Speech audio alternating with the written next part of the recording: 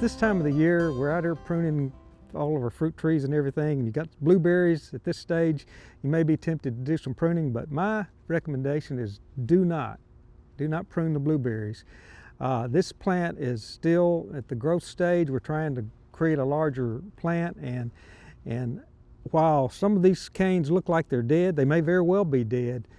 Some of them may not be, and I can use this as an example right here. This whole cane looks dead, but when you look up here toward the upper portion of it, it may still be alive.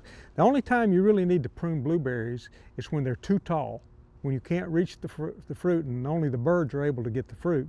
And then if you have a 10-foot tall cane, you don't prune it at 8 feet, just as high as you can reach.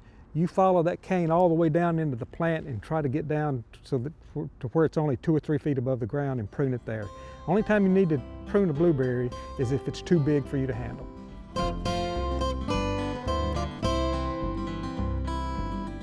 Thanks for watching. We have other quick tips. Just subscribe below.